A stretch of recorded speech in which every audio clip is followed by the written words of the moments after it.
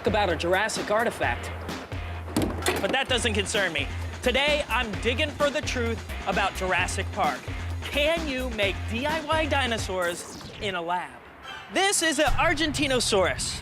Well, a model of one anyway. It would be really cool to see a big guy like this lumbering down the freeway, right?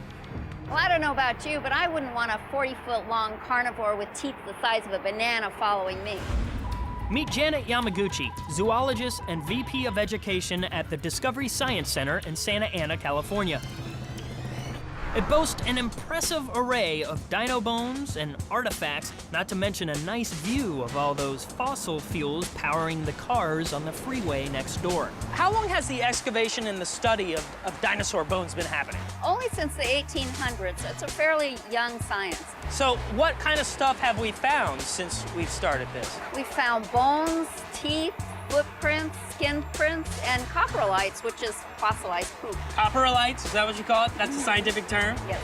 I bet you those are pretty big specimens. Now, there are two places in the world that you can find fossilized amber, right? Yes, you tend to find it in the Baltic region and in the Dominican Republic. And in the movie, they were looking in the Dominican Republic. That's right, that's what it appears.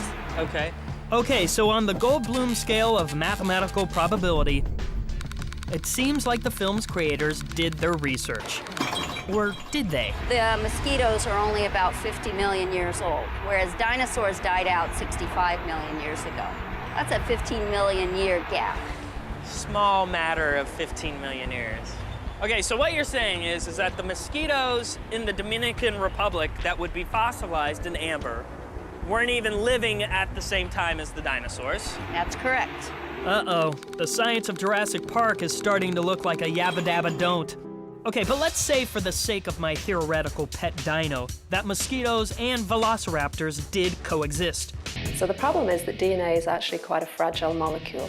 It's very susceptible to chemical degradation, and over time it just loses its code or its information, even if it's preserved in amber.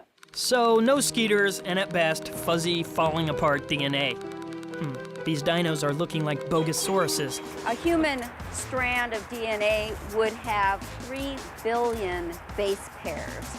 Billion with a B. Billion with a B, but they're only 50 trillionths of an inch wide. So in Jenga terms, our model would actually go on and on and on. Well, if you take out one component of a DNA strand, are you completely changing the life form? Absolutely. So, for example, with the chimpanzee, there's only 2% of our genetic makeup is different. And we're quite different animals. We're quite different animals. Okay. If I take out just one piece, I broke my dino Jenga. But in the movie, they plug up those DNA holes with frog DNA. Where'd that molecular microbiologist go?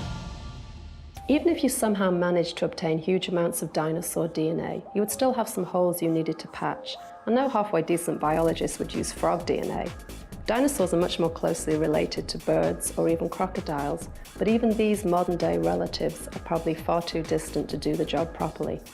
Because the thing is, even having a little bit of DNA that's different can have a huge effect. So our little lab experiment would croak with that frog DNA. What about the painstakingly reconstructed dino-friendly environment they claim to have created? Some animals are very specific about what they eat. For example, pandas primarily eat bamboo. And what would a triceratops eat? And we don't even know. We don't even know. So it'd be just like, let's take them to Sizzler for the all-you-can-eat on Tuesday. No, that's not gonna work.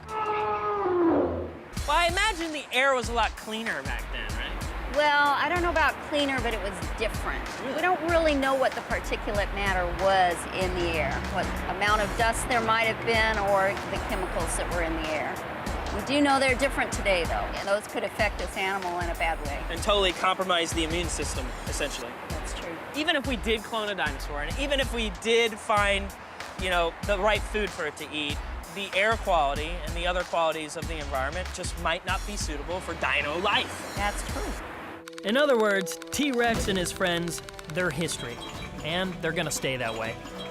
All right, so it looks like the only way I'm ever gonna see any dinosaur action is if I rent Jurassic Park, because if I hold my breath waiting for a clone version, I'll end up like that guy.